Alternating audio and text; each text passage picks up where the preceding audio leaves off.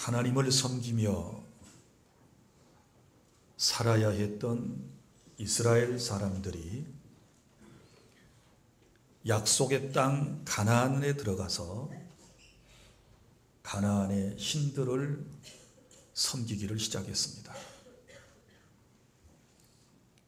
가나안 땅에 들어가기 전에 하나님께서 분명하게 이스라엘 사람들에게 말씀을 하셨지 않았습니까? 그 땅에 들어가거든 그 땅의 신들을 섬겨서는 안 된다. 만약 그 땅의 신들을 섬기게 되면 내가 너희들에게 재앙을 내릴 것이다. 이렇게 말씀을 하셨습니다. 그런데 안타깝게도 이스라엘 사람들은 가나안 땅에 들어가 거주한 지 얼마 되지 않아서 가나안의 신들을 섬기기를 시작했습니다. 그들이 왜 하나님을 섬기는 신앙에서 가나안의 우상 바알과 아세라 신을 섬기는 쪽으로 바꿔지고 말았을까요? 거기에는 몇 가지 이유가 있습니다. 먼저는 가나안의 신을 섬기고 제사하는 것은 매우 흥미로운 일이었습니다. 그리고 또 가나안의 신들이 가져다 주는 것은 풍요, 그래서 풍요의 신 바알, 다산의 신 아세라, 이 두 신이 가나안 사람들을 이끌어가고 있었고 가나안 사람들은 그러한 문화에 젖어 있었던 것입니다. 그동안 이스라엘 공동체는 하나님을 섬기면서 나름대로 어떤 흥미가 없다 이렇게 생각을 한 것이지요. 지금까지 인도하시던 하나님은 무서운 하나님, 엄하신 하나님, 율법을 주시고 그 율법을 지키나 지키지 않느냐를 늘 바라보시는 하나님, 그리고 전쟁의 하나님, 승리의 하나님, 늘 이런 모습으로 하나님을 섬기면서도 그들은 하나님을 부담스럽게 생각하고 있었던 것이지요. 본래 양떼를 치던 유목민들이었습니다. 그런데 가나안 땅에 들어가서는 농사를 지어야 합니다. 농사를 지으려면 뭐가 필요합니까? 햇빛이 필요하고 그리고 비가 적당한 때에 적당히 내려주어야 하는 것이지요. 그런데 가나안 땅에 들어가 보니까 그런 모든 것을 충족시킬 만한 아주 흥미로운 신들이 거기 다 있는 거예요.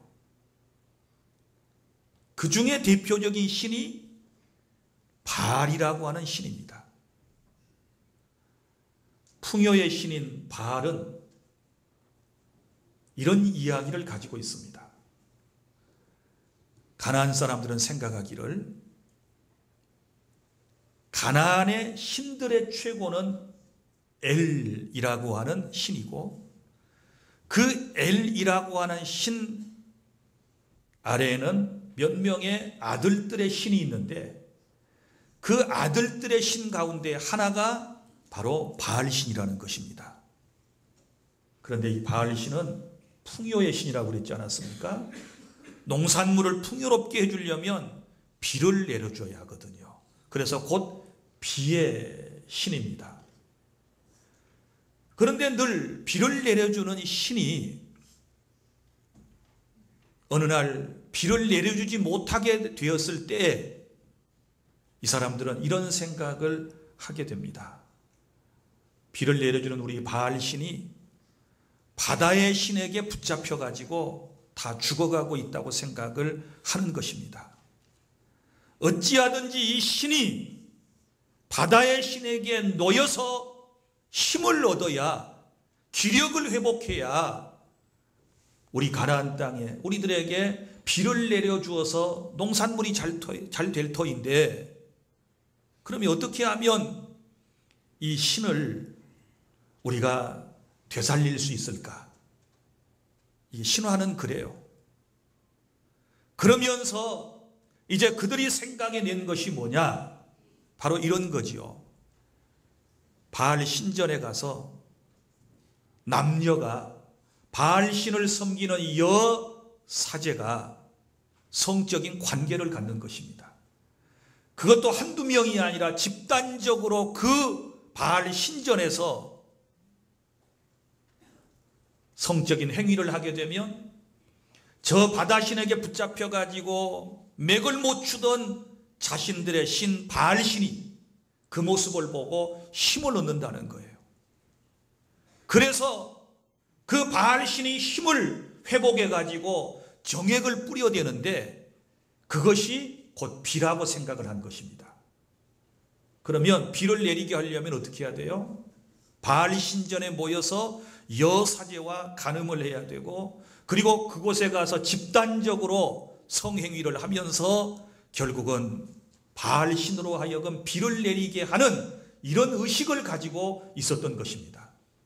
그러니까 이스라엘 사람들이 이러한 신들을 접하게 되니까 어때요? 일단 흥미가 있잖아요. 그러니까 다 그쪽으로 빠는 거예요.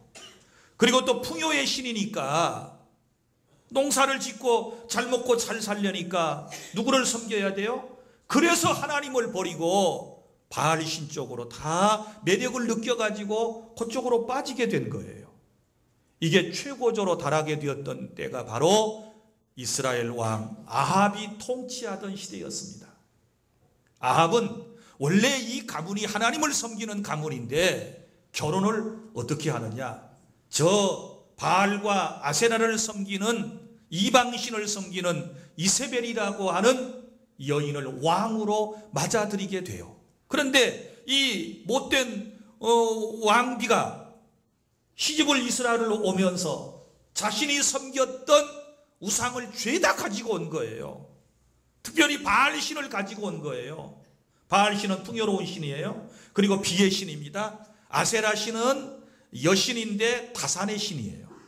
이 신을 섬기면 자식을 많이 낳고 또 동물들도 많이 생산할 수 있다라고 믿는 거예요. 그런데 이 왕비가 왕을 이제 꼬드기는 거예요. 왕의 마음을 움직여가지고 왕으로 하여금 바알을 섬기게 해요. 두 네만 섬기면 좋은데 이걸 이스라엘 백성들 전체에다가 보급하기를 시작하고, 만약에 바알과 아세라를 섬기지 아니하면 불이익을 주고, 아주 이스라엘을 괴롭히는 못된 짓을 아합과 이세벨이라고 하는 부부가 행하게 되었던 것입니다. 그리고 또 이스라엘 사람들도 그 신에게 매력을 느껴가지고 자신들이 자발적으로 그 신을 선택하게 된 거예요. 이런 모습을 바라보는 안타까운 선지자가 있었는데 바로 그 선지자가 누구냐 그러면 엘리야라고 하는 선지자였습니다. 그래서 엘리야 선지자가 백성들에게 책망을 하지 않습니까? 너희들 어느 때까지 우상과 하나님 사이에서 그렇게 머뭇거리고 있느냐? 참신이 누구인가를 바로 선택해라. 하나님이 참신이면 하나님을 섬기고 저 바알이 참신이면 바알을 섬기든지 해라. 왜 두 사이에서 계속 머뭇거리고 있느냐라고 이스라엘 공동체를 책망하고, 엘리야 선지자가 아합 왕에게 도전장을 내밀었습니다. 그것은 저 갈멜산에 올라가서 어느 신이 참신인지 한번 대결해 보자. 각각 자신의 신들의 제단을 만들고 그 위에 제물을 올려놓고 기도를 하자. 그리고 불이 임해가지고 그 제단과 제물을 다 태우는 신은 참신이고 그렇지 않은 신은 가짜 신이다. 우리 한번 대결을 해봅시다. 그랬더니 아합 왕이 그렇게 하자고 그래요. 그래서 날을 정해가지고 이제 갈멜산에 올라가지 않습니까?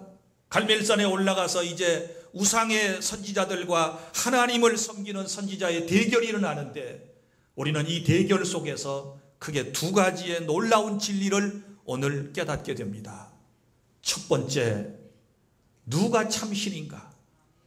우리 하나님께서 유일하신 참된 신이심을 갈멜산의 대결을 통하여 우리에게 말씀하시는 줄로 깨달을 수 있기를 바랍니다. 먼저 바알 신을 섬기는 선지자 450명, 그리고 아세라 신을 섬기는 선지자 400명, 도합 850명이 자기들의 신들에게 제단을 만들어 놓고 기도하기를 시작합니다.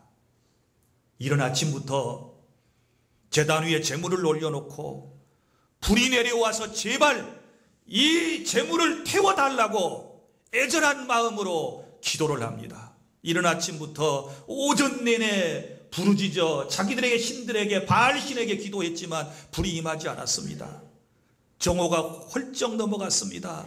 그런데도 불이 임하지 않습니다. 그러니까 오후쯤에 대해서는 너무 다급해진 나머지 자기들의 의식에 따라서 더 간절한 마음을 바알신에게 보여주기 위해서 자기들의 몸을 자해하면서 막 피를 흘리면서 불을 내려달라고 간절한 마음으로 막 미친 듯이 그 앞에서 뛰돌지만 불은 임하지 않았습니다. 그리고 저녁 때가 되어서 드디어 이제 우리 엘리야 선지자가 나타나게 되었습니다. 무너졌던 여호와의 제단을 수축하고 그 위에 돌을 갖다가 놓고 돌 위에 나무를 놓고 나무 위에 제물을 올려놓고 그리고 그 제단 주변에 도랑을 판 다음에 물을 가득가득 채워놓고 엘리야 선지자가 여유만만하게 하늘의 하나님을 향하여 기도하기를 시작했습니다. 하나님 앞에 이렇게 기도합니다. 아브라함과 이삭과 이스라엘의 하나님 여호와여, 주께서 이스라엘 중에서 말씀하신 것과 내가 주의 종인 것과 내가 주의 말씀대로 이 모든 일을 행하는 것을 오늘 알게 하여 주시옵소서. 여호와여, 내게 응답하소서. 내게 응답하여 주시옵소서. 이 백성이 주 여호와가 참 하나님이심을 알게 하여 주시고 그들의 마음을 돌이키심을 알게 하여 주시옵소서. 아주 짧은 기도를 했습니다. 그랬더니 하나님께서 응답하시는데 오늘 18장 38절에 이에 여호와의 불이 내려서 번제물과 나무와 돌과 흙을 태우고 또 도랑의 모든 물을 다 핥아버리게 된 줄로 믿으시기를 바랍니다. 엘리야의 제단에 하나님의 불이 임함으로써 하나님이 참신이시다, 하나님이 진정한 신이시다 라고 하는 것을 많은 사람에게 보여주었고 그 주변에 있는 많은 사람들도 그 모습을 보면서 그래, 하나님이 참신이야, 하나님이 진정한 신이야 라고 그들은 그제서야 깨닫게 되는 것입니다. 그리고 바알과 아세라를 섬겼던 선지자들 850명을 기손강으로 전부 붙잡아서 끌고 내려가서 다 거기에서 죽여버리게 되는 이런 놀라운 역사는 바로 하나님만이 참 유일하신 신이다라고 하는 것을 우리에게 보여주고 있음을 믿으시기를 바랍니다. 사랑하는 여러분, 오늘 나는 여러분들에게 묻고 싶습니다.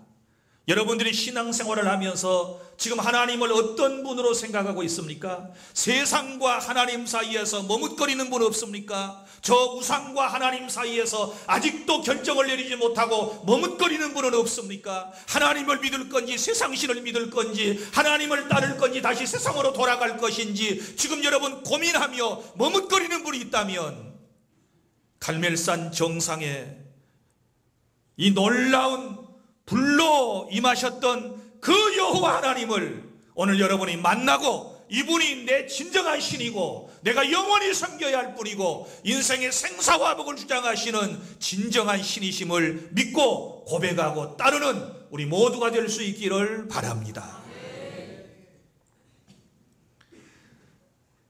그리고 두 번째, 우리가 배워야 할 진리가 있습니다.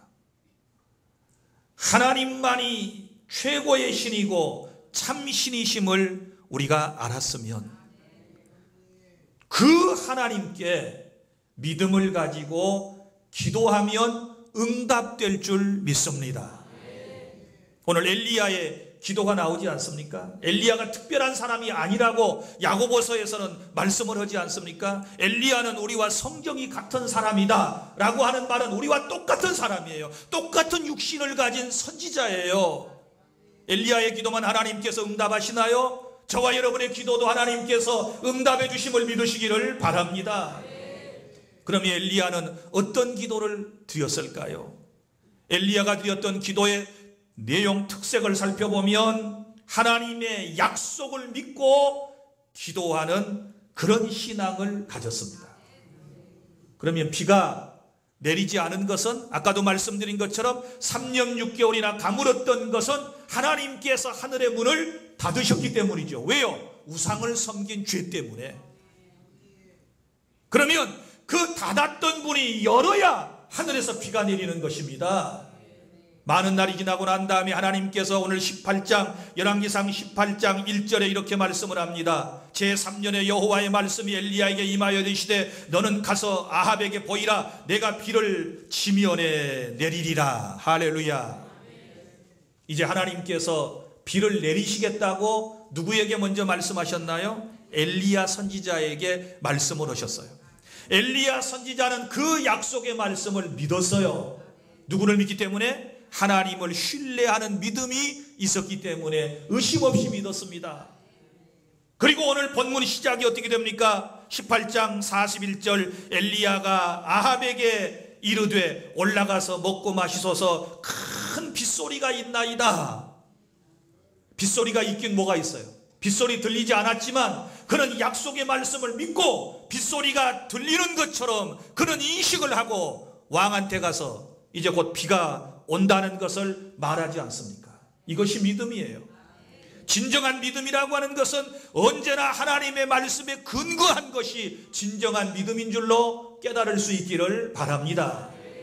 참 믿음은 만들어내는 것이 아니에요. 말씀에 근거해야 돼요. 이 언약의 말씀에 근거해야 돼요. 성경에 근거해서 믿는 것이 하나님께서 원하시는 믿음이라고 하는 사실을 여러분 아시기를 바랍니다. 그리고 그 약속을 믿고 기도하지 않습니까? 지면에서 비를 내리리라, 지면에 비를 내리리라고 하신 그 약속의 말씀을 믿고 기도해요. 우리가 여기서 또 한 가지 깨달아야 할 것이 있어요. 기도하는 분들 잘 기억하세요. 엘리야는 주님의 뜻을 알고 그 뜻이 이루어지도록 기도했다라고 하는 것이에요. 무슨 말인가 하면 사람들은 이렇게 생각합니다. 아이 그래 하나님께서 비를 내리시겠다고 약속을 하셨고 내리실 계획이 있으시면 내가 기도하지 않고 가만히 있어도 하나님이 비를 내리실 것이 아닌가 이렇게 생각을 할 수 있어요. 물론 하나님은 여러분의 기도 없이도 그렇게 하실 수 있는 능력의 하나님이심을 믿으시기를 바랍니다. 그러나 하나님의 확고한 의지는 하나님의 뜻이 정해져 있어도 우리가 기도해야, 왜? 그 약속의 말씀을 믿고 기도해야 하나님의 관계가 확실해야 하나님께서 그 사람에게 그 결과를 보여주신다는 사실을 믿으시기를 바랍니다. 그래서 엘리야는 비가 내린다라고 하는 약속을 믿고 기도할 필요가 있는 거예요. 그래서 갈멜산 정상에 올라가서 하나님 앞에 간절히 기도하지 않습니까? 기도라고 하는 것은 자기의 뜻을 또 관철시키기 위해서 때를 쓰는 것은 진정한 기도가 아니에요.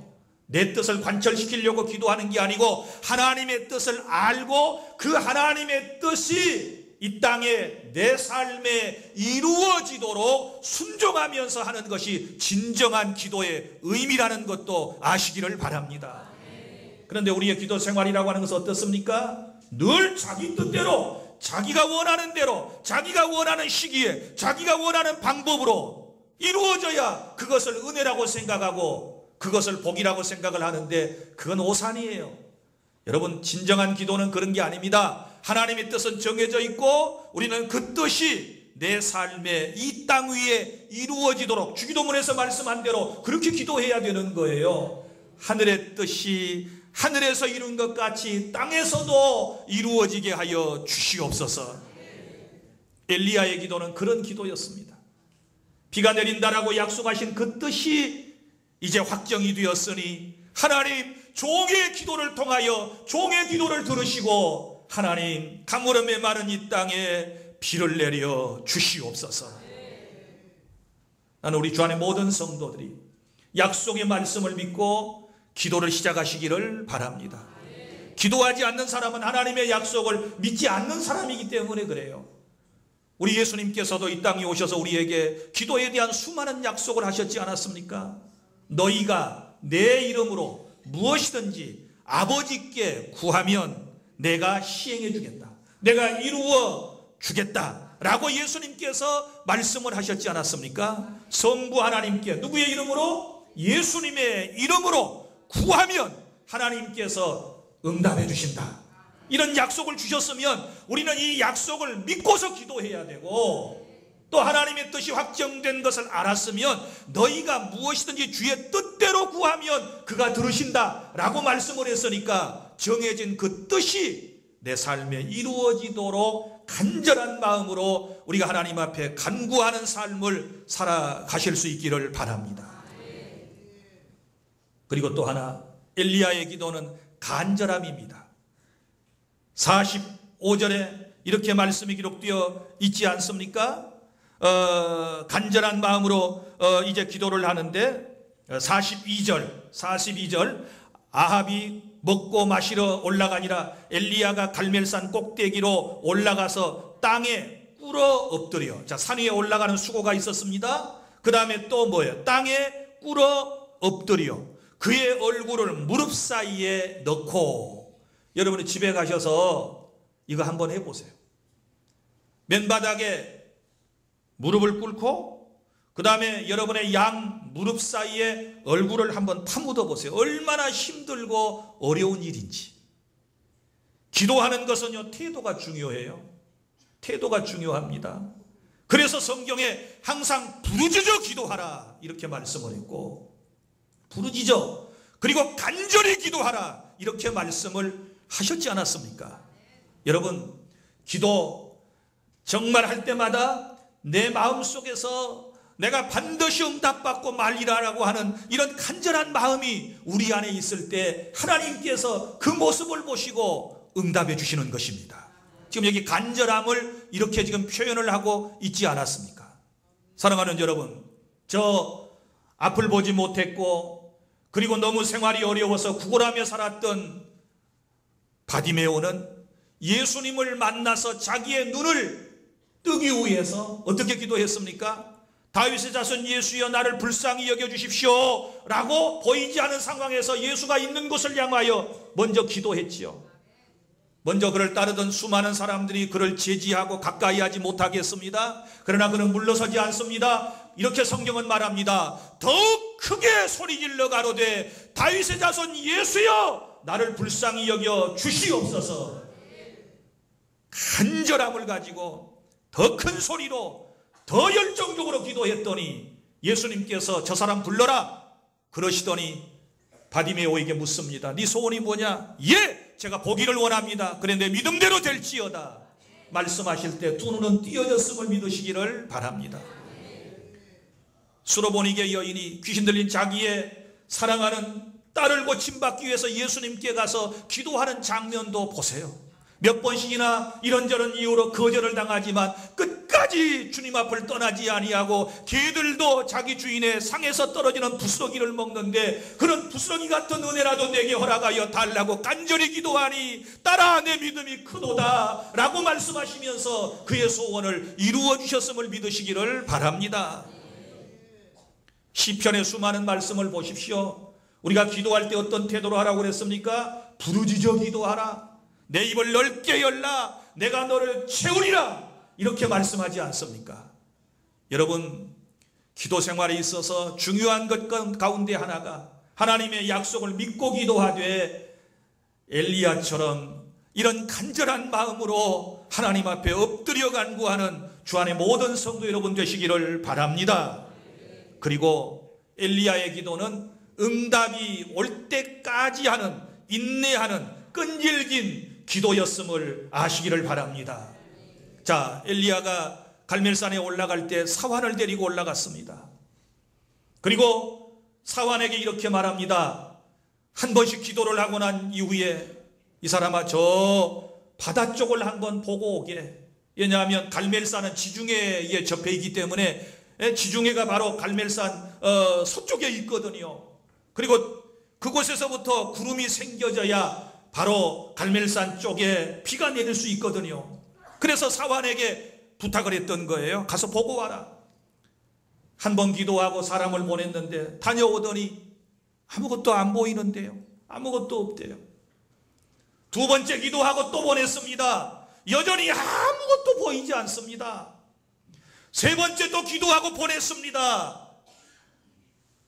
아무런 징조가 보이지 않습니다. 안개도 끼어있지 않습니다. 맑은 하늘입니다. 네 번째 또 기도하고 보냈습니다. 지금 누가 기도하고 있습니까?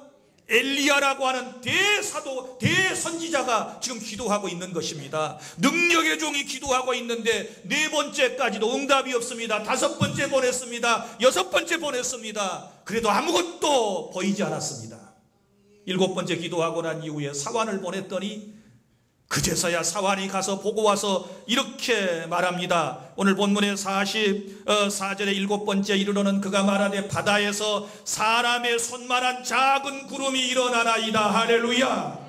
기도하면 안 보이던 것이 보이기 시작할 것입니다. 기도하면 작은 것이 점점 커지게 될 것입니다. 없던 것이 생겨나고 있던 것은 더 커져요. 그리고 난 다음에 이 손만한 구름이 나중에는 어떻게 변합니까? 45절에 조금 후에 구름과 바람이 일어나서 하늘이 캄캄해지며 큰 비가 내리는지라. 할렐루야. 이것이 하나님의 역사인 줄 믿으시기를 바랍니다. 하나님이 우리에게 갑자기 큰 비를 내리실 수도 있으시지만 우리 하나님께서는 때때로 이런 방법으로 우리를 연단하시고 우리를 훈련하시고 더 하나님 앞에 엎드려 기도하는 시간을 갖게 하심을 깨달을 수 있기를 바랍니다. 중요한 것은 절대 기도하다가 포기하면 안 된다는 거예요.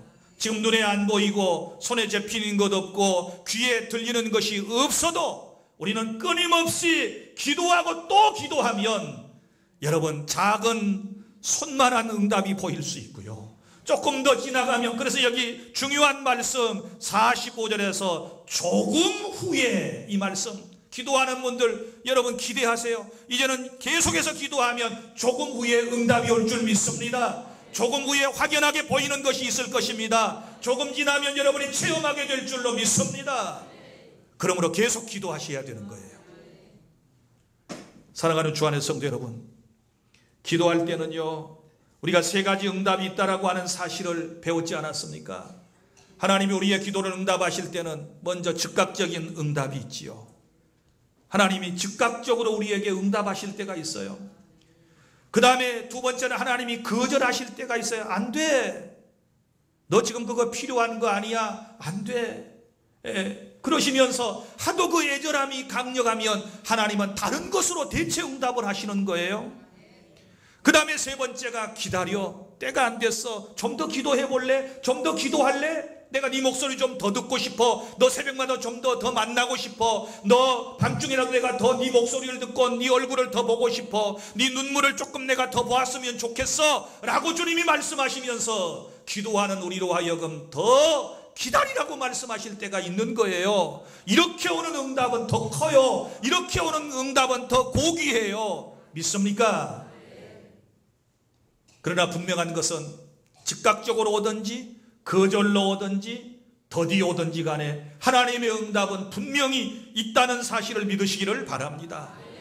오늘 7번 기도해서 응답이 내렸지만 분명한 것은 7번 지나는 동안이 단지 이 시간이 그렇게 길지 않았다는 사실을 알아야 돼요. 그 다음 날 아닙니다. 오후에 기도해서 7번 기도하고 왔다 갔다 했으니까 한 얼마나 시간이 지났을까요? 몇 시간 지나지 않아서 하나님께서 비를 내려주셨음을 믿습니다. 몇 시간 지나지 않아서 응답해 주셨다는 사실을 믿으시기를 바랍니다.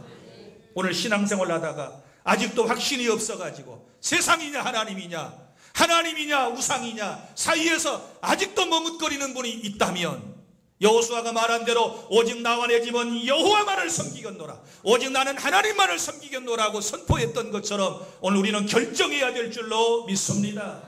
인생이 힘들고 어려운 분들, 아무것도 보이지 않는 분들, 엘리야처럼 기도를 시작하세요. 아무것도 보이지 않아도 하나님의 약속을 믿고 기도하면 손만한 것이 나타나요. 나중에는 더 큰 구름이 나타나요. 그 빛 속에, 그 구름 속에 놀라운 하나님의 은혜가 있음을 믿으시기를 바랍니다.